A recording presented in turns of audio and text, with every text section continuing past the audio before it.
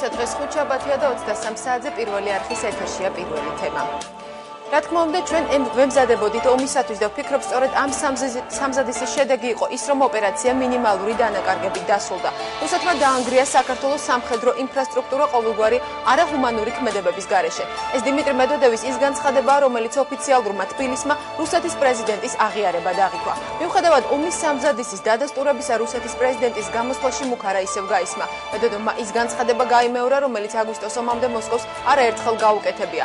საქართველოს ხელისუფლება დარწმუნებულია, რომ რუსეთის პრეზიდენტმა თავის სატელევიზიო გამოსვლაში ომის დაწყების ქართული ვერსია დაადასტურა. ოპოზიციის ნაწილი კი მიიჩნევს, რომ მედვედევის ეს განცხადება ქვეყნის ხელისუფლების პასუხისმგებლობას ომში საქართველოს ჩართვაზე არ ამცირებს. მიხეილ სააკაშვილის პასუხისმგებლობაზე საუბრობს ოპოზიციაში გადასული ირაკლი ალასანიაც, რომელმაც შეერთებული შტატებიდან დაბრუნებისთანავე ოპოზიციურ ძალებთან კონსულტაციები დაიწყო.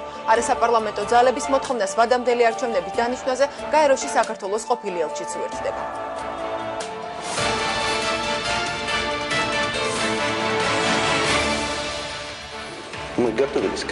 მედვედევის აღიარება და მუქარა. რატომ უარყო რუსეთის პრეზიდენტმა ომის დაწყების საკუთარი ვერსია?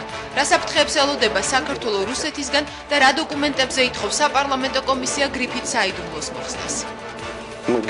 რა თქმა უნდა, ჩვენ ამისთვის ვემზადებოდით და მე ვფიქრობ, რომ სწორედ ამ სამზადისის შედეგი იყო ის, რომ ოპერაცია მინიმალური დანაკარგებით დასრულდა. რუსეთმა დაანგრია საქართველოს სამხედრო ინფრასტრუქტურა არაჰუმანური ქმედებების გარეშე. რუსეთში არის ახლა სერიოზული ეკონომიკური კრიზისი, არის სერიოზული სოციალური გამოსვლები, შიდა სერიოზული დაძაბულობა და პოლიტიკური ბრძოლა და ეს აღიარება, ახალი აგრესიული მოქარები ემსახურება სწორედ ყველაფერ ამინდა ყურადღების გადატანას. რუსეთის გაცხადებული აგრესიული პოლიტიკა ომამდე და ომის შემდეგ. პირველი თემის შეკითხვებს დიმიტრი ლორთქიფანიძე და აკაკი მინაშვილი უპასუხებენ. მემარჯვენეებისა და რესპუბლიკელების ლიდერები ირაკლი ალასანიას ხვდებიან. კონსულტაციები ოპოზიციურ პარტიებს შორის აქტიურ ფაზაში გადადის. ქონდა საკმაოდ ხანგრძლივი და დეტალური საუბარი იმაზე, თუ რაში უნდა გამოიხატოს ის ახალი პოლიტიკა, რომელიც ქვეყანას ჭირდება. ქონდა სატელეფონო საუბარი და შევგამოვთით, რომ შევხვდებით და შევხვდებით. ეს ქვეყანა გადავარჩინოთ, სანამ კიდევ შეიძლება ამ ქვეყნის გადარჩენა. ამისთვის მოვალ ბატონო ჰაიდელთან, როგორც ვიყავი გუშინ ნინო ბურჯანაძესთან. წინასაარჩევნო ალიანსებზე არ არის, საუბარი არის თქვა ჩვენი მოქმედებების გეგმამდე დღეიდან ფაქტობრივად არჩევნებამდე. ოპოზიციის ღია და დახურული კონსულტაციები, რა მოთხოვნების გარშემო ერთიანდება ოპოზიცია და რა ტიპის პოლიტიკური ალიანსები შეიძლება შეიქმნას. რამდენიმე წუთში დავით უსუფაშვილი პირველი თემის სტუდიაში. ესე პირველი თემა პირდაპირ ეთერში დავით უსუფაშვილი ჩვენი გადაცემის სტუმარი, გადაცემის მეორე ნაწილში იქნება. ახლა კი პირველი თემის სტუდიის სტუმრებს მივესალმები. ჩვენი სტუდიის სტუმრები არიან დეპუტატები დიმიტრი ლორთქიფანიძე, ფრაქცია ძლიერი საქართველოს წევრი და აკაკი მინაშვილი, საპარლამენტო უმრავლესობის წევრი, საგარეო საქმეთა კომიტეტის მომავალი თავმჯდომარე. ბატონო აკაკი. ნახოთ, ხვალ მოხდება გაწყვეტილების მიხედვით. საღამოშვიდობის ბატონებო, ძალიან დიდი მადლობა გადაცემაში მონაწილეობისათვის. ბატონო აკაკი, რეალურად იყო თუ არა სიახლე დიმიტრი მედვედევის ეს განცხადება, ამ განცხადების შინაარსი თბილისისთვის? პირველ რიგში მოგესალმებით, მე ვესალმები ყველა იმ ადამიანს, ვინც აი რუსული არნახული აგრესიის შემდეგ დაკარგეს საკუთარი სახლები, მისალმები ყველა იმ ადამიანს, ვინც რაღაც პრობლემა აქვს, ებრძვის სიდუხჭირას, ებრძვის პრობლემებს, ებრძვის სოციალურ გამოწვევებს, მე მინდა ყველა დავარწმუნო, განსაკუთრებით ქართული საზოგადოება, რომ ბატონი დიმიტრის და ჩვენი მიზანი არის სწორედ აი ამ პრობლემებთან, აი ამ გამოწვევებთან ბრძოლა. ჩვენი მიზანია რომ გადავწყვიტოთ დასაქმების საკითხი. განსაკუთრებით ამ რუსული აგრესიის ფონზე, რომელმაც უფრო მეტი პრობლემა შეგვიქმნა და განსაკუთრებით ამ ფინანსური კრიზისის ფონზე, რომელმაც გარკვეულწილად გაართულა ეს საქმე, მაგრამ ისევ და ისევ ჩვენი მიზანი არის სწორედ ეს პრობლემები გადავწყვიტოთ და ჩვენ ამაზე კი ბატონო, რაც შეეხება დიმიტრი მედვედევის სატელევიზიო გამოსვლას, რა იყო ახალი ამ განცხადებით? პირადად ჩემთვის და ალბათ ძალიან ბევრი ადამიანისთვის საქართველოში ამაში ახალი არაფერი არ იყო, იმიტომ რომ ის მოვლენები, ის ფაქტები, რაც ვითარდებოდა არა მარტო 2008 წლიდან, არამედ 90 წლებიდან, 90-იანების დასაწყისიდან, ძალიან მკაფიო და ნათელი იყო, რა არის რუსული პოლიტიკა. და ეს არ არის ახალი, ეს არ არის ახალი ისტორიისათვის, თუმცა 2008 წელს ძალიან გამწვავდა ვითარება პრეზიდენტმა პუტინმა იმ დროს უკვე დაიწყო ძალიან აგრესიული ნაბიჯები, რაც გააგრძელა ბატონმა მედვედევმა. არის ვარაუდები მასთან დაკავშირებით, რომ პრინციპში რუსეთს დღესაც ბატონი პუტინი მართავს და ივლისში, აგვისტოში უკვე ჩვენ მივედით იქამდე, სადაც მივედით, რუსეთმა ყველგან ზღვარს მიიღმა განახორციელა შეიარაღებული აგრესია და ამ აგრესიის შედეგად მოახერხა ცდილობა აქვს რომ გადახედოს საზღვრებს. ერთ-ერთი სერიოზული ზიანია ზოგადად არა მარტო უსაფრთხოების სისტემის, არა მარტო კავკასიაში, არამედ მთელ ევროპაში და მთელ მსოფლიოში. ამიტომ ჩვენ ვიყავით კომისიის წევრები, ჩვენ დამატებით შევისწავლეთ სხვადასხვა ფაქტები და კიდევ ერთხელ დავწმუნდით იმაში, რომ რუსეთს ეს აგრესია დაგეგმილი ქონდა უკვე დიდი ხნის წინ. და ეს არა მარტო ჩვენი აზრია. კი ბატონო, ამას ადასტურებდა კიდეც კომისიის არა მარტო კომისიის, თავად რუსული მედია, თავად საათის განმავლობაში კითხულობდა ამ დასკვნას. და საკმაოდ ცვლად იყო მიმოხილული თუ როგორ ემზადებოდა რუსეთი საქართველოს სახელმწიფო საზღვრების სიახლოვეს ამ აგრესიისთვის. სიახლე რა იყო ბატონო დიმიტრი ამ განცხადებაში? თქვენ პირადად მიგაჩნია თუ არა ეს აღიარებად, როგორც დღეს გვესმოდა შეფასებები თბილისში? რა თქმა უნდა, ეს ცალსახად აღიარება იყო. შეგვიძლია ვიმსჯელოთ როგორც მისი ტონის უტიფრობაზე, ამავე დროს შეგვიძლია ამ ტონის უკან დავინახოთ ის თუ რა დღეშია დღეს რუსეთის ეკონომიკა და რამხელა საფრთხეების წინაშე დგას თვითონ რუსეთის ფედერაცია. მე მინდა უბრალოდ პატარა არგუმენტით შევაშველო ამ ჩემ მოსაზრებას, ვინაიდან თქვენ გახსოვთ, როსაც მედვედევის პირადი მითითებით რუსეთის ფედერაციის გენერალური პროკურატურის პროკურორის პირველმა მოადგილემ ბასტრიგინმა, რომელმაც ჩაიბარა გამოძიების საკითხები, რათა ემხილებინა ქართული მხარე ოსი ეროვნების მოსახლეობის ეგრეთ წოდებულ გენოციდში, მაშინ 12 აგვისტოს 2008 წლის დასახელდა ციფრი კიდეც 2000 ადამიანი დაღუპული ქართული აგრესიის შედეგად. შემდეგ ეს ციფრი შეიცვალა და მას შემდეგ რაც Human Rights Watch-მა და Amnesty International-მა უკვე დადეს რეალური ციფრები, გუშინ უკვე ბატონი დიმიტრი მედვედევის გამონათქვამში შეიცვალა როგორც ტონი, ამავე დროს შეიცვალა თვითონ ფაქტებთან დაკავშირებული მისი დამოკიდებულებაც და ამის დასტური იყო იგივე ბასტრეგინის მიერ აღიარებული 162 დაღუპული ადამიანი, რაც უკვე მიუთითებს იმაზე, რომ მთლიანად იცვლება დამოკიდებულება თვითონ რუსული establishment-ის მიერ ამ ომთან დაკავშირებულ ესეთ სტატისტიკასთან, რაც თავის დროზე მიზნად ისახავდა ქართული მხარის დისკრედიტაციას. მე ვფიქრობ, რომ სულ რამდენიმე დღით ადრე, როდესაც ჩვენმა კომისიამ, აგვისტოს მოვლენების შემსწავლელმა კომისიამ საბოლოო ფრაზაში გააჟღერა სიტყვა საქართველოს აწარმოა თავდაცვითი ომი, დიმიტრი მედვედევის გამონათქვამები, მიუხედავად მისი უტიფრობისა და მისი თავხედობისა, საბოლოო ჯამში დასტურია სწორედ იმისა, დიახ, საქართველოს აწარმოა თავდაცვითი ომი, საქართველოს დღესაც აწარმოებს აღნიშნულ ომს. მაგრამ დიმიტრი მედვედევმა განაცხადა, რომ ის ემზადებოდა ომისთვის, გამომდინარე იქიდან, რომ იგი მან დაინახა საქართველოს ხელისუფლების ნაბიჯებში და მაშინ რომ შეწყდა დიალოგი, რომ საქართველოს ხელისუფლება თავად ემზადებოდა ძალისმიერი აქციისათვის. მნიშვნელოვანია თუ ვის წინაშე განაცხადა, მოგეხსენებათ ეს იყო შემაჯამებელი ინტერვიუ, რომელიც მან ფედერალურ მასმედიის საშუალებებთან აწარმოა. ეს იყო მეტად მნიშვნელოვანი ფორმატი, იმიტომ რომ მას ენიჭებოდა მსოფლიო მნიშვნელობა, ასე ვთქვათ, თუ რა შეფასებებს გააკეთებდა იგივე აგვისტოს მოვლენებთან მედვედევი და მე ვფიქრობ, რომ მან არაერთხელ, რამდენჯერმე განაცხადა ამის შესახებ, ამავე დროს აღნიშნა ის გარემოებაც, რომ მას პირადი უთანხმოება და პირადი შეხედულების გამოც დღევანდელ ხელისუფლებასთან ჰქონდა ამის მისწრაფება, რაც განახორციელა კიდეც და რამდენჯერმე დაადასტურა, დიახ, ჩვენ დავიწყეთ ომი, ჩვენ ვემზადებოდით ამ ომისთვის, რისი დასტურიც იყო ის მინიმალური დანაკარგები, რომელიც რუსეთის არმიამ განიცადა. აი ესეთი ციტირება. რეალურად ეს განცხადება ბატონო ოკაკი. მოდით მე ჯერ თქვენ აი ბოლო კითხვას დავუბრუნდები ბატონ დიმიტრის მიმართ. ძალიან საკვირველია, რატომ დაიწყო რუსეთმა ომისათვის მომზადება 2004 წელს, როდესაც საქართველოში ახალი ხელისუფლება მოვიდა და ამ ახალმა ხელისუფლებამ მეგობრობის ხელი გაუწოდა რუსეთის ფედერაციას. რუსი ექსპერტები ძალიან დანამდვილებით და მტკიცებით იძახიან, რომ სწორედ 2004 წელს ჩანაფიქრი იყო. გადაწყვეტილება იყო მიღებული, რომ სამხედრო აგრესია რაღაც ეტაპზე საქართველოში საჭირო იქნებოდა. ძალიან საინტერესოა, რატომ თქვა რუსეთის ფედერაციამ უარი თუნდაც გერმანიის საგარეო საქმეთა მინისტრის მიერ შემოთავაზებულ სამშვიდობო გეგმაზე, რომელიც იყო ივლისის ბოლოს. რატომ თქვა უარი ეუთოს მიერ შემოთავაზებულ გეგმაზე, რომელიც ასევე ივლისის ბოლოს იყო. ამიტომ ყველაფერი ეს ბუნებრივია ძალიან სერიოზულ კითხვებს ბადებს და არა მარტო ჩვენთვის კითხვები არ აქვს, არამედ ყველა არ ყოფილა ეს ახალი, იმიტომ ძალიან კარგად იცოდა ყველამ, განსაკუთრებით საქართველოში, რა გეგმები ქონდა რუსეთს საქართველოსთან მიმართებაში, რა ცვლის. გეტყვით, ჯერ ერთი ეს არის დადასტურება იმისა, რომ პირველი პირი რუსეთის ფედერაციის თავისი სიტყვებით ადასტურებს, რომ იგი ემზადებოდა ომისთვის და ბუნებრივია მან დაიწყო აგრესია საქართველოში. მეორე ძალიან ნიშანდობლივი ფრაზა ხაზი, რაც მან გაატარა თავის ამ გამოსვლაში, ცნობილ გამოსვლაში არის ის, რომ რუსეთის ფედერაციამ მზად არის გამოიყენოს შეიარაღებული ძალები საკუთარი მოქალაქეების დასაცავად ნებისმიერ ტერიტორიაზე. ეს განცხადება ჩვენ არაერთხელ მოგვისმენია მაგალითად, ომამდეც. ძალიან დიდი რაოდენობის რუსეთის მოქალაქეები არიან დიდი ბრიტანეთის ტერიტორიაზე. რო არ ვილაპარაკოთ პრიბალტიკაზე, რო არ ვილაპარაკოთ უკრაინაზე და ასე შემდეგ და ასე შემდეგ. ესე იგი, რუსეთის ფედერაციამ მზად არის ეს აგრესიული დემარში გამოიყენოს ყველგან და ეს ხიფათი არის არა მარტო საქართველოს წინააღმდეგ, ეს ხიფათი არის მთელი ევროპის წინააღმდეგ, მთელი მსოფლიოს წინააღმდეგ. ეს განცხადება ჩვენ არაერთხელ მოგვისმენია ომამდეც. რუსეთის მოსკოვში გაკეთებული განცხადებებში ყოველთვის იყო ხაზგასმა იმაზე, რომ რუსეთი დაიცავს თავის მოქალაქეებს და რამდენიმე წლის წინ სამხედრო დოქტრინაშიც ჩაიდო სხვათა შორის, რომ რუსეთი თავის საზღვრებთან ახლომდებარე კონფლიქტებში ჩაარევის უფლებას იკანონებდა.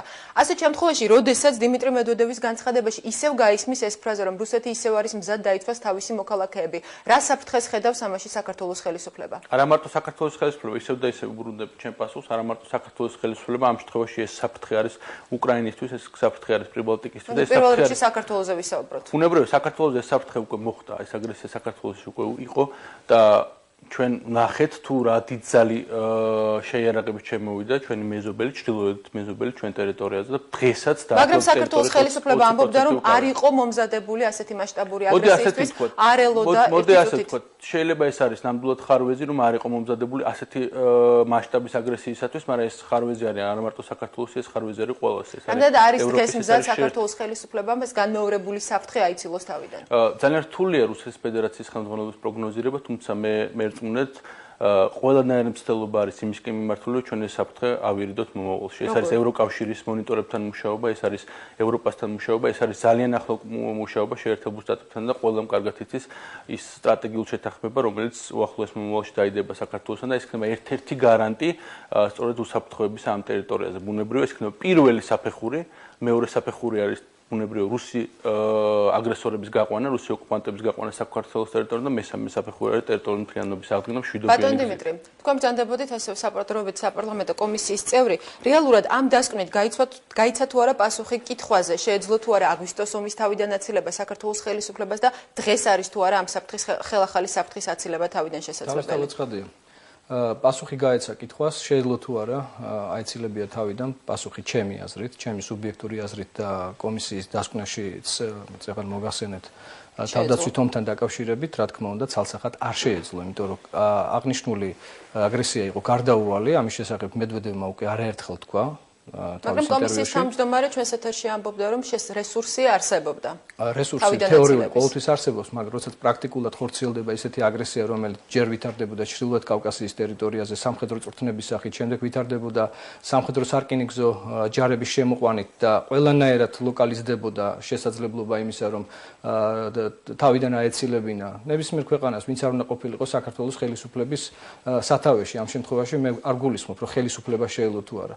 რა თქმა უნდა, გარდაუვალი იქნებოდა, გამომდინარე იქიდან, რომ რუსეთს ჰქონდა თავისი იმპერიული ზრახვები არა მხოლოდ საქართველოს მიმართებაში, არამედ მთლიანად კავკასიაზე გავლენის მოპოვების. ანუ კომისიის წევრებს შორისაც ამ საკითხზე აზრზე როგორც ჩანს განსხვავებულია. მე გეუბნებით ჩემს პირად მოსაზრებას, გამომდინარე იქიდან, მაგრამ თქვენ კითხვა დასვით, რატომ ვერ განახორციელა ბოლომდე. სწორედ აი ეს დახურული მუხლები, რაზეც დღეს იყო საუბარი, რომლის განსაიდუმლოებაც გასაჯაროება ხდება, გარკვეულწილად მოფენს ნათელს იმ კითხვას, თუ რატო ვერ მოახერხა რუსეთმა. ამაზე აუცილებლად ვისაუბრებთ, უბრალოდ ერთი კითხვა მსურს დღეს საპარლამენტო ოპოზიციის წარმომადგენლების მხრიდან გაკეთდა ასეთი განცხადებები, რომ დიმიტრი მედვედევის განცხადება გამოსვლა სატელევიზიო ეს რეალურად არ ყოფილა აღიარება, ეს არ ყოფილა სიახლე, ის რომ რაც თქვენც ისაუბრეთ კიდეც ამაზე, ის რომ რუსეთი ემზადებოდა ამისთვის, ეს იყო ცხადი, მაგრამ ეს ამ სატელევიზიო გამოსვლის შინაარსი სულაც არ ამცირებს საქართველოს ხელისუფლების პასუხისმგებლობას იმაზე, რატომ აღმოჩნდა ქვეყანა ჩათრეული ომში. მოდი ასე ვთქვათ, ეს მათი პოზიცია, ბუნებრივია სამწუხაროა, მაგრამ მათ ეს პოზიცია აქვს, იმიტომ რომ ძალიან ბევრი ფაქტი და ბატონო დიმიტრიმ ისაუბრა და მეც ვისაუბრე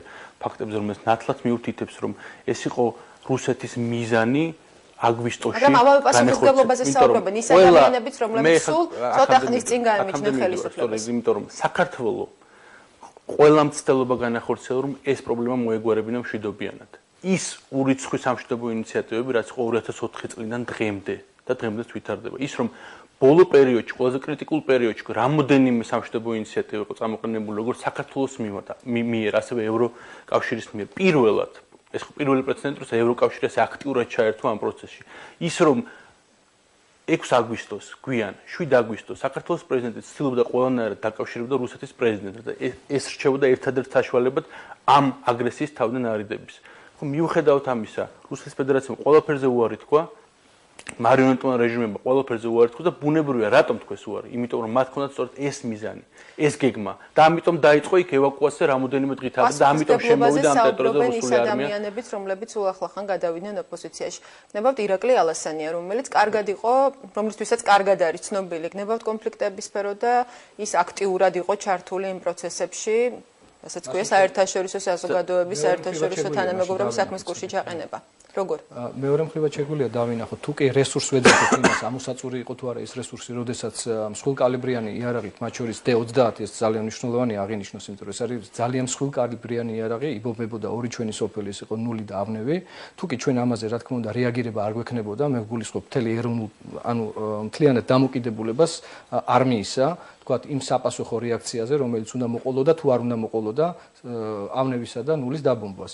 მე ვფიქრობ, რომ ამ შემთხვევაში მოქმედება იყო სრულიად ადეკვატური და თუ ჩვენ საუბარი გვაქვს იმაზე, რომ აქ ვინმე პროვოკაციაზე წამოეგო, მე პირადად არ ვთვლი, რომ ვინმე პროვოკაციაზე წამოეგო. მე ვთვლი, რომ ეს პასუხი იყო ადეკვატური და ჩვენი არმია ღირსეულად გაუმკლავდა, სანამ შეძლო რომ გამკლავებოდა იმ ბრუტალურ ძალებს, იმიტომ რომ 58 არმია ეს არის რამოდენიმე დივიზია, ეს არის რამოდენიმე ათეული პოლკი, ეს არის რამოდენიმე ათეული ბატარეა და ბატალიონი. ეს რომ წარმოვიდგინოთ, ეს არის 80,000 კაციანი შემადგენლობა.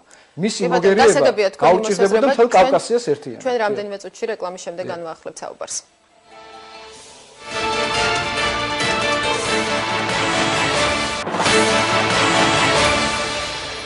პირველი თემა კვლავ პირდაპირ ეთერშია, ჩვენ განვაგრძობთ ჩვენი გადაცემის სტუმრებთან საუბარს. ბატონ დიმიტრი, თქვენ საუბარში ახსენეთ ის დოკუმენტები, რომელსაც უნდა მოიხსნას საიდუმლო გრიფი, რატომ დადგა დღეს ეს საკითხი დღის წესრიგში, რომ აქამდე საიდუმლო დოკუმენტები თუ წერილები, რაზეც არის საუბარი, გამხდარიყო საჯარო.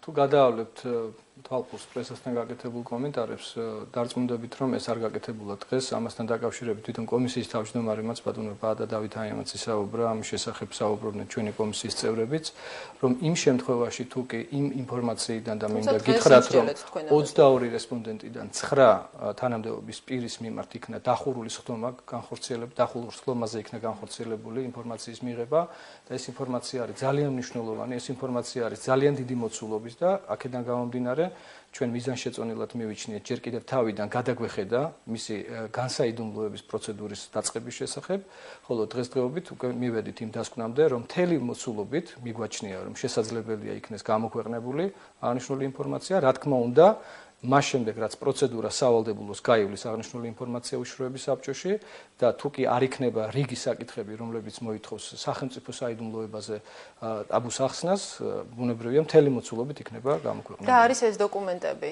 თუ შეგვიძლია გითხრათ, დოკუმენტი მე შემიძლია ხა და სხვადასხვა ინფორმაცია ხა ამაზე საუბარში ვსტაგოს. ერთი საინტერესო დოკუმენტია გენერალ ევნევიჩის.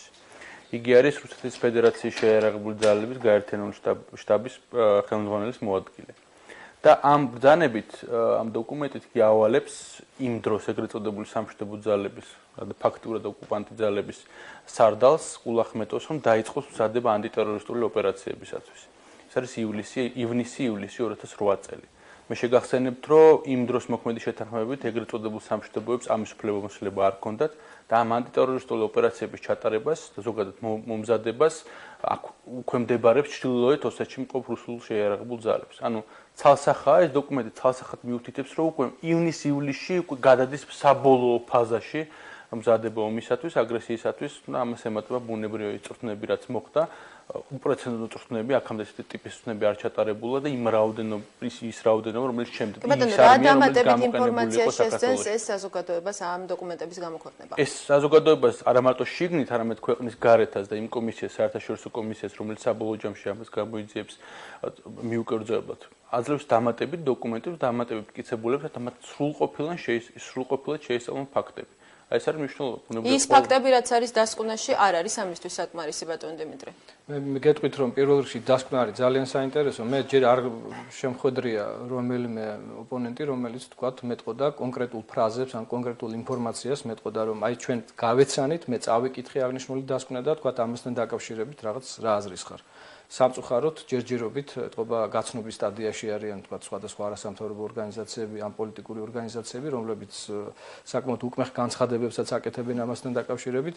მე მიმაჩნია, რომ უკვე ის არსებული 200 გვერდიანი დასკვნა თავისი შემადგენლობით არის ძალიან მნიშვნელოვანი ნებისმიერი საერთაშორისო ორგანიზაციისთვის, რომელიც დაკავებული იქნება თქვა აი ამ აგვისტოს მოვლენების გამოძიებით. ხოლო დაახურული ინფორმაციის შემცველი მასალები კიდევ უფრო დიდ მნიშვნელობას შეძენს აღნიშნულ დოკუმენტს. მე მიმაჩნია, რომ თუ გავიკონკრეტეთ, ეს საზოგადოებისთვის ინფორმირებისთვის იქნება უფრო მნიშვნელოვანი თუ მეტ დამაჯერებლობას შემატებს კომისიის დასკვნას. რა თქმა უნდა, საზოგადოებისთვისაც და ნებისმიერი არასამთავრობო არ მინდა ახლა ამ შემთხვევაში მხოლოდ აღნიშნო იგივე ჰაიდე ტალავენის კომისიისთვის ეს იქნება ძალიან მნიშვნელოვანი ინფორმაციის შემცველი, რაზეც ჩვენ თავით დროზე ვაკეთებდით განცხადებებს, რომ ეს დოკუმენტი უნდა იყოს სრულყოფილი, აქედან გამომდინარე ნებისმიერ შემთხვევაში ჩვენი მოვალეობა იყო დაგვებარებია და გამოგვეკითხა ის პირი, ვის ინფორმაციასაც ეკნებოდა არსებითი ხასიათის მნიშვნელობა. რატომ არის დარწმუნებული საქართველოს ხელისუფლება, რომ ჰაიდე ტალავენის კომისიის დასკვნა იქნება ქართული მხარისთვის სასარგებლო?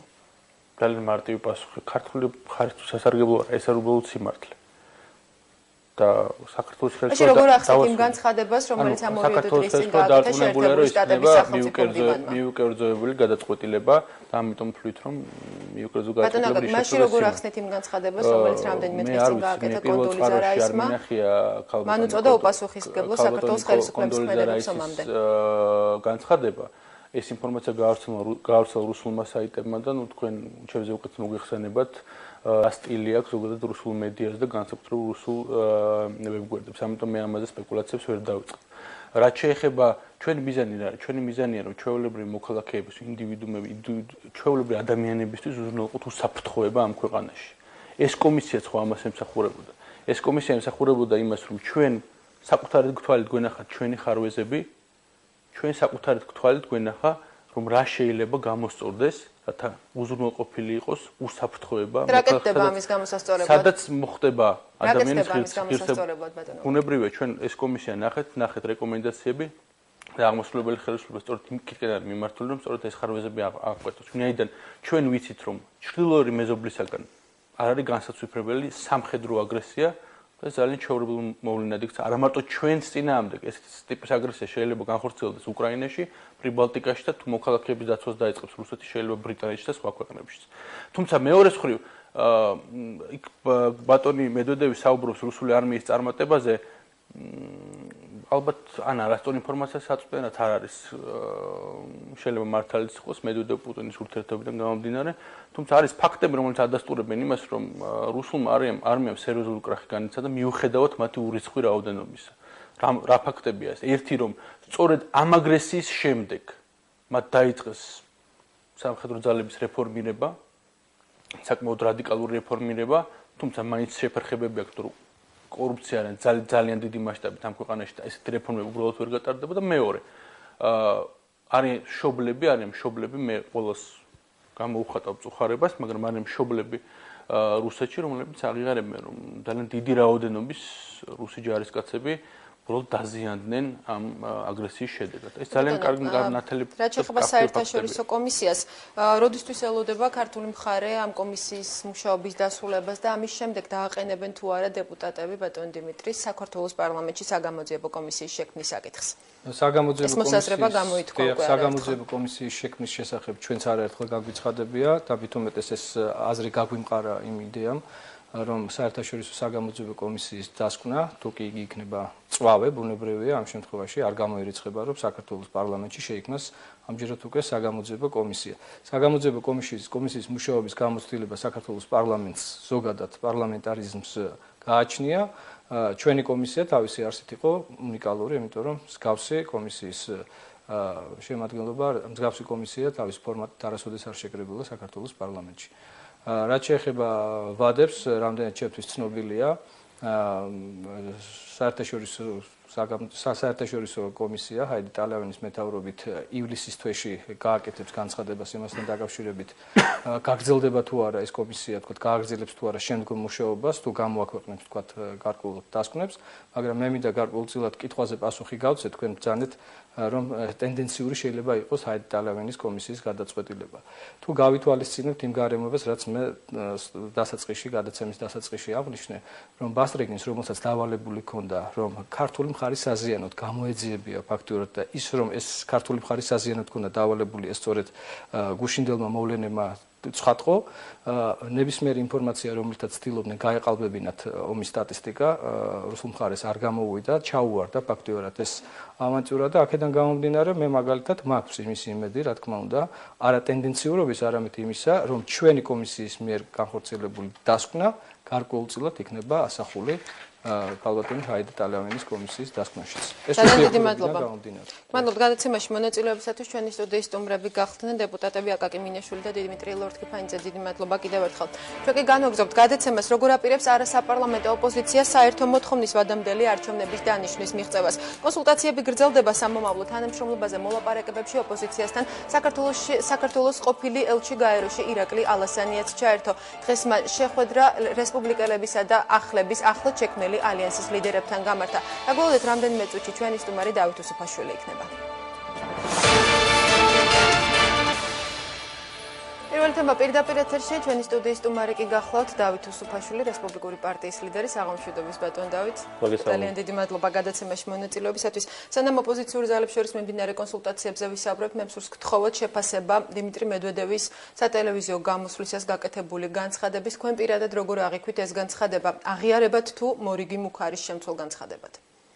სიმართლე გითხრათ, ამ განცხადებას არც წავიკითხავდი და არ ჩავთვლიდი მნიშვნელოვნად, რომ არა დღეს მედიაში ატეხილი აჟიოტაჟი ისეთი ეპითეტებით იყო შემკობილი ეს განცხადება, რომ გადავწყვიტე მეც წამეკითხა. სიმართლე გითხრათ, ახალი ვერაფერი ვნახე. მედვედევი ამბობს, რომ რუსეთი ემზადებოდა ომისთვის, ვინაიდან იგი თვლიდა, რომ საქართველო ემზადებოდა ომისთვის. და ამიტომ ამბობს, რომ შეერაღებული ძალები იყვნენ სრულმზადყოფნაში და ამან შეაძლებინა რუსეთის მხარეს სამხედრო ოპერაციებში წარმატების მოპოვება. ეხლა ეს თუ ვინმესთვის სიახლეა, რომ რუსეთის შეერაღებული ძალებს ჰქონდათ გეგმა საჭიროების შემთხვევაში საქართველოს წინააღმდეგ შეერაღებული აგრესიის წარმოების, მე თავად მათი აღიარება მაოცებს. თუ იმეს ეგონა, რომ ეს სხვაგვარად იყო და რუსეთის შეერაღებული ძალები, თუნდაც ჩრდილოეთ კავკასიაში განლაგებულნი, თავიანთ წვრთნებზე და თავიანთი შიდა ასე ვთქვათ, გენშტაბის გეგმების დამუშავებისას იხილავდნენ ჩილეზე თავდასხმას. უშუალოდ პრეზიდენტის მიერ გაკეთებული განცხადება. ეს პრეზიდენტს ახალი აქ არაფერი უთქვამს. პრეზიდენტი მედვედევი კვლავ ბრძანებს, რომ მან გადადგა ის ნაბიჯები, რაც ჩათვალა საჭიროდ თავისი ქვეყნის ინტერესების დასაცავად და ჩვენთვის ყველასთვის ცნობილი იყო ყოველ შემთხვევაში ბოლო 20 წლის განმავლობაში, ვისაც წინა ეპოქის თაობაზე ბევრი არაფერი სმენია რუსეთის პოლიტიკის მიმართულებებთან დაკავშირებით, რომ რუსეთს სურდა საქართველოს დაჩოქება. 20 წელი ელოდა საბაბს და სააკაშვილის უგუნურობამ მათ მისცა ეს საბაბი. იმიტომ რომ ცხინვალზე თავდასხმის განხორციელება, რომელსაც ამ შემთხვევაში უკვე სააკაშვილი აღიარებს, თუ არ ვიცი ამასაც რა აღიარება უნდა, იმიტომ რომ პირდაპირ ეთერში ვნახეთ ჩვენ იმ ღამეს სწორედ ამ ცეცხლის გახსნა. სწორედ ამ კონკრეტულ საკითხშია ძაღლის თავი დამარხული როგორც იტყვიან. მთელი მსოფლიო საქართველოს ეუბნება, რომ ამ ნაბიჯით საქართველომ საბაბი მისცა რუსეთის დიდი ხნით ადრე დაგეგმილ აგრესიას და რომ ამ ნაბიჯით საქართველომ ვერაფერს ვერ მიაღწია, გარდა იმისა, რომ რუსეთს შეუქმნა საფუძველი ფართომასშტაბიანი შეერაღებული აგრესიის და დღეს დასავლეთი არის გაცილებით მძიმე მდგომარეობაში, რათა დაიცვას საქართველო, რომელიც აგრესიის მსხვერპლია. იმიტომ რომ აქ ისმევა კითხვა.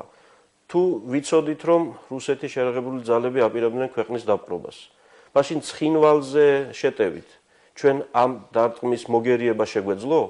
თუ ვამბობთ, რომ შეერაღებული ძალების ზოგადი ამოცანაა, რომ იომონ ყველგან სადაც მტერს ნახავენ, მაშინ რატომ არ ვიომეთ ზუგდიდში, ფოთში, გორში და სხვა ქალაქებში? იმიტომ არ ვიომეთ, რომ ვიცოდეთ, რომ ამას აზრი არ ქონდა.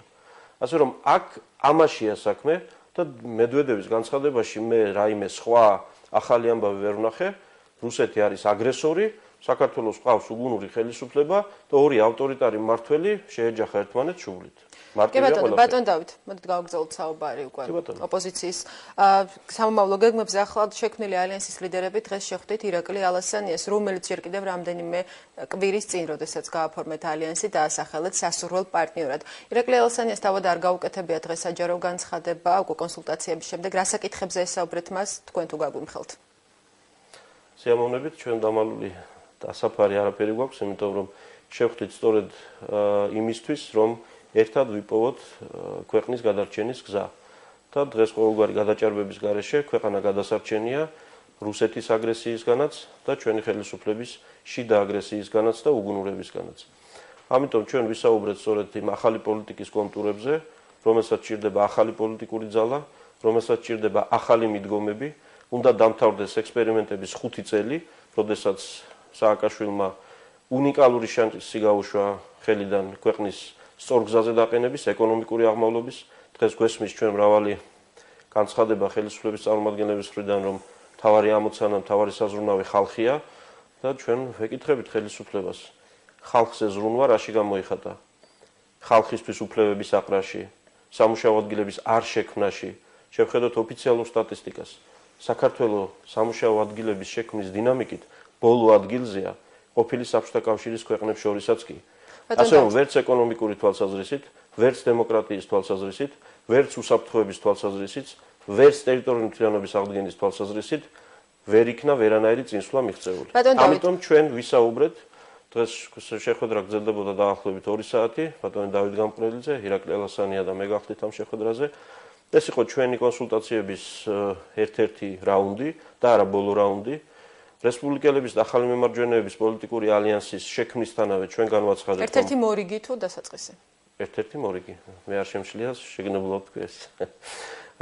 მაგრამ არა უკანასკნელი და ამ ალიანსის შექმნისას ჩვენ თქვით, რომ ახალმა მემარჯვენეებმა და რესპუბლიკელებმა გადავწყვიტეთ ერთად პოლიტიკური ნაბიჯების გადადგმა, მაგრამ ვართ დაინტერესებული ძლიერი, საიმედო, სანდო კომპეტენტური პარტნიორების შეძენაში. ბატონ ირაკლი ალასანიას და მის გუნდს ჩვენ განვიხილავთ ერთ-ერთ პოტენციურ პარტნიორად. ბატონ ირაკლი ალასანია ამ თემაზე ალბათ თავად ისაუბრებს, მე არ მინდა მოვლენებს წინ გავუსწრო. ყავდა იგი მოწვეული დღეს გადაცემაში, თუმცა დატვირთული რეჟიმის გამო, დატვირთული სამუშაო დღის გამო მოგვიხადა ბოდიში და იმეც ვიტოვებთ, რომ მომავალში როცა იგი კვლავ დაბრუნდება საქართველოში, უკვე იქნება ჩვენი გადაცემის სტუმარი. პარტნიორებად ირაკლი ალასანიას გარდა ვის მიიჩნევთ? თუმცა მანამდე სურს კითხოთ, რა სტატუსით აწარმოებს ირაკლი ალასანია თქვენთან მოლაპარაკებებს? განიხილება თუ არა იგი, როგორც ამ ალიანსის მომავალი ლიდერი? იურიდიული სტატუსით იგი საქართველოს მოქალაქეა. პოლიტიკური სტატუსით იგია წარმომადგენელი გარკვეული გუნდის, მისი თანამოაზრეების, გუნდის თაობაზე, როგორც გითხარით, იგი თავად მოგვახსენებს, როდესაც საჭიროდ ჩათვლის. რაც შეეხება ამ მოლაპარაკებებში მისი მონაწილეობის დღევანდელ ფორმას, მე ხაზს უსვამ, ჩვენ დაინტერესებული ვართ სანდო, საიმედო, კომპეტენტური, გამოცდილი პარტნიორებით. მაშინ თქვენ განიხილავთ თუ არა მას, როგორც მომავალ ლიდერს? როდესაც პარტნიორები ჩამოყალიბდებით და კოალიცია შედგება, შემდგომ ლიდერის საკითხი გადაწყდება პარტნიორთა შორის, პოლიტიკურ პარტნიორთა შორის, იმის გათვალისწინებით, თუ ვის უკეთესი პოტენციალი აქვს ამ საქმის შესასრულებლად, ვინ იქნება შემძლე იმისა, რომ მოახერხოს არა მხოლოდ პოლიტიკური კოალიციის გაერთიანება, არამედ საქართველოს გამთლიანება და გაერთიანება, ვინ იქნება შემძლე იმისა, რომ იყოს ყველას პრეზიდენტი მომავალში და არა მხოლოდ თავისი მომხრეების პრეზიდენტი, რაც ჩვენ არაერთხელ ვნახეთ ამ ქვეყანაში, ვინ იქნება შემძლე იმისა, რომ ერთნაირი წარმატებით განახორციელოს შიდა პოლიტიკური რეფორმები და საგარეო პოლიტიკური პროცესები. ხედავთ ასეთ ადამიანს, ბატონ დავით? მე პირადად ვხედავ რამოდენიმე ასეთ ადამიანს, ჩვენ არჩევანი ამ თვალსაზრისით საკმაოდ დიდი გვაქვს. ამასაც ხომ არ გაგვიმხელდით? არჩევანი დიდი გვაქვს.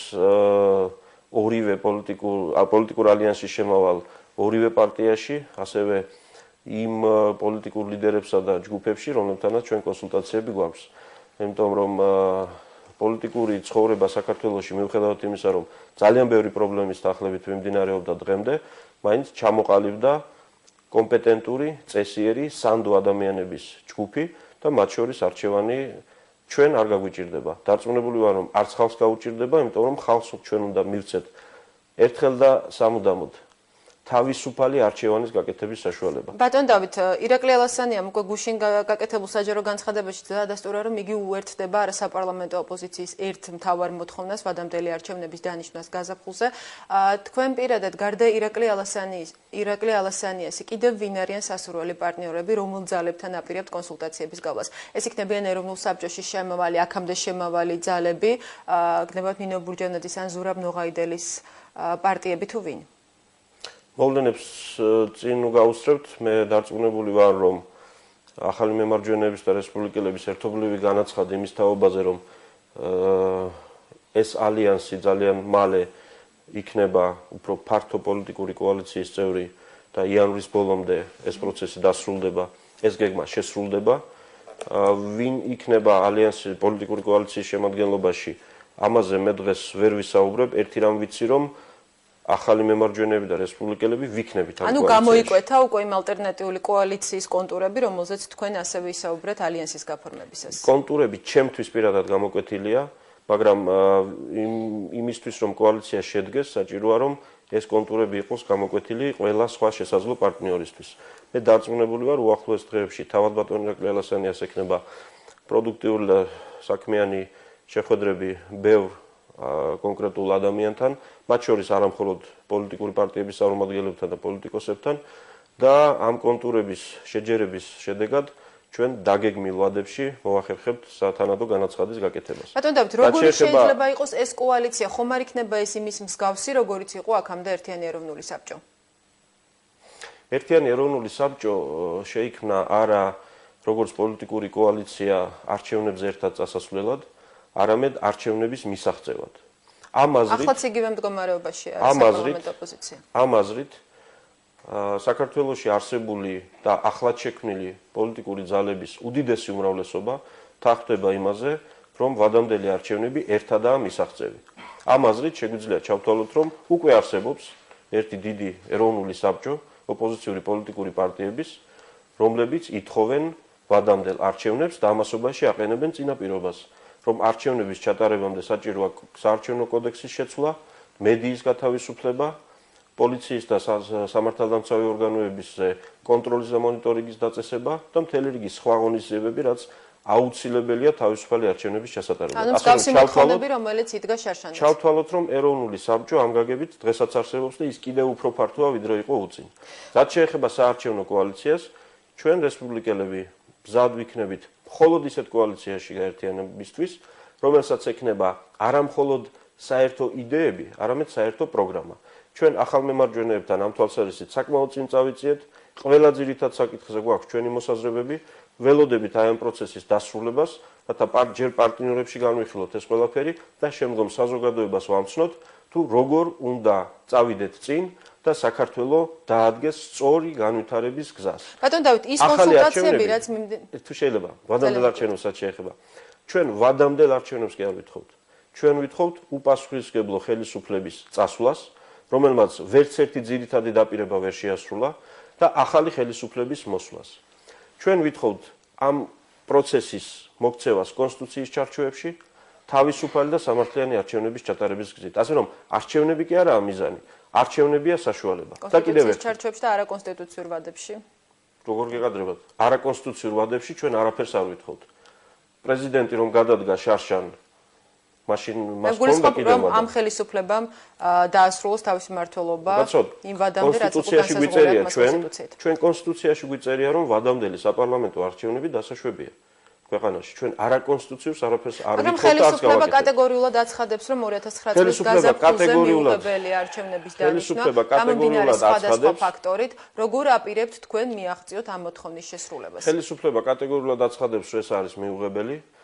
პირველ რიგში მე შეგახსენებდით, რომ ყველა კრიტიკულ საკითხზე ხელისუფლება ჯერ აცხადებს, რომ რაღაცაა მიუღებელი და მერე აკეთებს ამას. ეს ეხება საკადროვო პოლიტიკასაც და ბევრ სხვა მნიშვნელოვან მოვლენებსაც. თუ დრო გვაძლევს საშუალებას, მე გაგახსენებ ძალიან კონკრეტულ მაგალითებს ამის თაობაზე. თუნდაც იმის შესახებ, რომ ირაკლი ოქროაშვილი არ დატოვებდა თანამდებობას, სანამ არ დავიბრუნებდით ცხინვალს და სოხუმს. ეს პრეზიდენტის განცხადება, მე რატომაც დატოვა. თუნდაც ის რომ ზურაბ ნოღაიდელი იყო გადასარევი პრემიერ-მინისტრი და ის ააყვევებდა ქვეყანას, მე რაღაც სხვანაირად გამოვიდა ეგ ამბავი. თუნდაც ის რომ შარშან-ნოემბერში პრეზიდენტი ამბობდა რომ არანაირი არჩევნები არ იქნება საქართველოში, მაგრამ იყო არჩევნები. შორს წაგვიყვანს მაგალითად. ამიტომ გითხარით, მე რამდენი დრო გაქვს მეთქი, კარგად გავჩერდები მაშინ. რაც შეეხება ხელისუფლების სიტყვას და საქმეს. საარჩევნო კამპანია სწორედ ხელისუფლებას აქვს დაწყებული. თქვენ შენიშნეთ ორი პარალელური მოვლენა. ერთი, საერთაშორისო საზოგადოების მხრიდან ძალიან სერიოზული საუბარი იმის შესახებ, რომ საქართველოსთვის პრიორიტეტია საარჩევნო კოდექსის მოწესრიგება. და ნებისმიერ მოქალაქეს ძალიან კარგად ესმის, რომ დღევანდელ მდგომარეობაში საქართველოსთვის საარჩევნო კოდექსი ვერ იქნება პრიორიტეტი, თუ არჩევნები ჩვენ 2013 წელს გველის. ქვეყანა თავს გვენგრევა და ინიციატივით რომ შევიდეს ცვლილებები საარჩევნო კოდექსში. ხელისუფლების ინიციატივების მიზეზი რა არის, მე მგონი ამასაც კარგად ხვდებით. სააკაშვილმა დაინახა, რომ არჩევნები გარდაუვალია. ამიტომ დაიწყო მან საარჩევნო კამპანია უკვე ყოველი შემთხვევისთვის. იმისთვის, რომ მან კვლავ მოახერხოს თავის გადარჩენა, ამჯერად შესაძლოა პარლამენტის გაწირვით, მაგრამ ისეთ საარჩევნო გარემოში, რომელიც მისი ჭკუით მისცემს საშუალებას კვლავ უმრავლესობით ამ ეტაპზე შესთავაზოთ ინიციატივები საარჩევნო კანონმდებლობის დასაწყისად. ჩვენ საარჩევნო კანონმდებლობასთან დაკავშირებით ახლებმა და რესპუბლიკელებმა წერილობითი 6 გვერდზე დაწერილი ინიციატივები უკვე გავაცანით საერთაშორისო საზოგადოებას. მინდა გითხრათ, რომ გამოხმაურება იყო ძალიან პოზიტიური. ჩვენ კოალიციის გაფორმების და შექმნის კვალობაზე გვექნება კონსულტაციები და გვაქვს ეს კონსულტაციები სხვა ოპოზიციურ პარტიებთან. ძალიან სამწუხაროა, რომ ეუთოს მისიის შეწყვეტის გამო ეუთო როგორც ერთ-ერთი სერიოზული მოთამაშე ფაქტორი საარჩევნო პროცესებში ჯერჯერობით პარალიზებულია, თუმცა სხვა ორგანიზაციები აგრძელებენ მუშაობას და ჩვენ გვაქვს ძალიან კონკრეტული წინადადები ამ თვალსაზრისით, ისევე როგორც ყველა სხვა საკითხზე. რაც შეეხება არჩევნებს, მე მინდა ხაზი გაუსვა კიდევ ერთ რამეს. საქართველოს ვერ გამთლიანდება, ერი ვერ იქნება კონსოლიდირებული, თუ ჩვენ ერთხელ და სამუდამოდ არ ჩამოვირეცხეთ ის სირცხვილი, რაც კიდევ ერთხელ დაგვემართა იანვარში და მაისში. როდესაც ათასობით ჩვენი თანამოქალაქე აიძულებდა 10.000-ობით ჩვენს თანამოქალაქეს, რომ მათ გაეყალბებინათ 100.000-ობით ჩვენი თანამოქალაქის ხმა და ნება. და დღეს ეს ადამიანები გვერდიგვერდ ცხოვრობენ და ერთმანეს თვალებში ვერ უყურებენ. ჩვენ არის თუ არა ოპოზიციის გადამწყვეტი, რომელი არჩევნები ჩატარდება? და ამიტომ ჩვენ სათავე უნდა დაუდოთ სახელმწიფოს მშენებლობას ისეთი არჩევნებით, როდესაც დამარცხებული მხარე იქნება პირველი, ვინც გამარჯვებულს მიულოცავს და მოუწოდებს ხალხს, რომ ერთად დავაშენოთ ეს ქვეყანა. პოლიტიკური კულტურის მაღალი დონე საარჩევნო დახვეწილი საარჩევნო კანონმდებლობა. ამისთვის საჭიროა ქვეყანას ჩამოცილდეს ორგანიზებული დანაშაულის ჯგუფი. ბანდა ასეთია განმარტება სისხლისამართლის კოდექსში. ადამიანები, რომლებიც უკეთებენ ორგანიზებას მასობრივი დანაშაულის ჩადენაში 100-ობით და 1000-ობით ადამიანების ჩაბმას.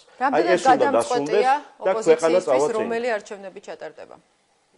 რომელი არჩევნები ჩატარდება, ეს ჩემთვის პირადად ნაკლებად მნიშვნელოვანია, იმიტომ რომ უნდა შეიცვალოს აღმასრულებელი ხელისუფლებას და საკანონმდებლო ხელისუფლებას. მე არ მინდა ბოროტად ვისარგებლო იმით, რომ თქვენს გადაცემაში მეორე ბლოკში მომიწია გამოსვლა და ოპონენტების აქ არ ყოფნის შემთხვევაში მათ შევეკამათო, მაგრამ უბრალოდ მხოლოდ ამას ვიტყოდი. აი ის სახე უმრავლესობის და ოპოზიციის, რაც ჩვენ ვნახეთ დღეს აქ ეთერში, ბოდის ვიხდი აქ არ არიან, მაგრამ როცა იქნებიან იმედია მომეცემ ამის საშუალება, აი ამ პარლამენტით ჩვენ ვერ წავიყვანთ ქვეყანას წინ, როდესაც მათი ერთადერთი ამოცანაა გაამართლონ ყველაფერი, რასაც იტყვის პრეზიდენტი. ასეთი პარლამენტი საქართველოს წინ ვერ წაიყვანს და პრეზიდენტს არ მიყავს ქვეყანა, ეს უკვე ვიცით. ამიტომ რომელი არჩევნები წინ და უკან, ეს არის ტაქტიკის საკითხი. მე პირადად და რესპუბლიკურ პარტიას გვაქვს ჩვენი მოსაზრება. ჩვენ თვლით, რომ საპარლამენტო არჩევნების გამართვას თუ დათანხმდებოდა ხელისუფლება იმ პირობების შესრულებით, რაც ჩვენ თქვით, ეს იქნებოდა უკეთესი, იმიტომ რომ საპარლამენტო არჩევნები ჩვენ მოგცემდა უკეთეს საშუალებას სამართლიანი და თავისუფალი კონკურენციის პირობებში მართლაც გაგვეზომა ვინ რა ღირს და არავის არ კონდეს რაღაც ამბიციები, რომელიც არაფერს არ ეფუძნება. და საპარლამენტო არჩევნების შედეგებიდან გამომდინარე გაირკვევოდა ვინა უკეთესი საპრეზიდენტო კანდიდატი. თუმცა პირიქითაც შესაძლებელია და არც ამას გამოვრიცხავთ. ტაქტიკა ახსენეთ, რა ტაქტიკის შემუშავებას ხედავთ ამჯერად საჭიროდ იმისათვის, რომ ოპოზიცია გაძლიერდეს და ოპოზიცია მიაღწიოს თავისი მოთხოვნის შესრულებას. ის რომ ოპოზიციური სპექტრი მთლიანად იყოს კონსოლიდირებული, თუ შეიქმნას ოპოზიციურ ფლანგზე რამდენიმე დაჯგუფება. ჩვენ კონსულტაციებზე ვსაუბრობდით და რამდენიმე პოლიტიკური ძალა, რომლებიც შარშან ერთ გაერთიანებაში იყვნენ, უკვე ცალ-ცალკე აწარმოებენ ერთმანეთთან მოლაპარაკებებს. მე წეგან აღნიშნე, კიდევ განმარტავ, არის საკითხები, რომელშიც არამხოლოდ ოპოზიცია, ჩემი აზრით, საქართველოს მომავალზე ჭეშმარიტად დაფიქრებული ნებისმიერი მოქალაქე უნდა იყოს გაერთიანებული. და ეს საკითხი არის ასეთი. ხელისუფლება არ გამოგვადგა, ეს არის მატყუარების და დამნაშავეების ხელისუფლება, ვიხმარ ამ ძიმე სიტყვას, იმიტომ რომ ეს ასეა და ეს ხელისუფლება უნდა შეიცვალოს. ამაში ოპოზიციური ერთიანობა არის და იქნება. რაც შეეხება იმას, თუ რომელ არჩევნებზე, რომელ კანდიდატს ან რომელ პარტიას ვინ ხარს დაუჭერს და ვინ დაუპირისპირდება, ესაა დემოკრატია. ამიტომ ჩვენ ხელისუფლების შეცვლის მცდელობაში უნდა ვიყოთ ერთად, მაგრამ მომავალი ხელისუფლების გამოვლენის პროცესში უნდა ვიყოთ, როგორც თქვენ ამას ამბობთ საპარლამენტო არჩევნების წინ. სადაც გვედგომება და სადაც ჩვენ ვხედავთ, რომ პარტნიორები თუ კოალიცია არიან საიმედონი და სანდონი და არა ისეთები, როგორიც აღმოჩნდნენ თუნდაც იმ გაერთიანებულ ოპოზიციაში და საყოველთაოდ ცნობილი ფაქტების გახსენებით აღარ შევაწუხებ თავს მაყურებელს. ასეთ კოალიციაში გაერთიანება იმისთვის, რომ პირველივე მოსახვევში მოვიხედოთ და ნახევარი ჩვენი კოალიციის პარტნიორები აღმოჩნდნენ სადღაც სხვაგან, ჩვენ ამით ხალხის მოტყუებას არ ვაპირებთ. ანუ ოპოზიცია მისწავლა გასული წლის განმავლობაში დაშვებულ შეცდომებზე, ბატონ დავით. ზედმეტი თავმდაბლობის გარეშე მოგახსენებთ, რომ რესპუბლიკური პარტიის შემთხვევაში ეს ცოტა უფრო ადრე ვისწავლეთ, მაგრამ ბევრი რამ შეიძლება სხვა რამე ვერ ვისწავლეთ. ჩვენ ვსწავლობთ, ყველა ვსწავლობთ და იმედია მოქალაქეებიც ავყვებიან ამ სწავლის პროცესში. მადლობა გადაცემაში მონაწილეობისათვის. პირველი თემის სტუდიის სტუმარი გახლდათ დავით უსუფაშვილი. ჩვენი გადაცემა დღეს კი ამით დასრულებულია. პირველი თემა სამშაბათამდე გემშვიდობებათ, ნახვამდის.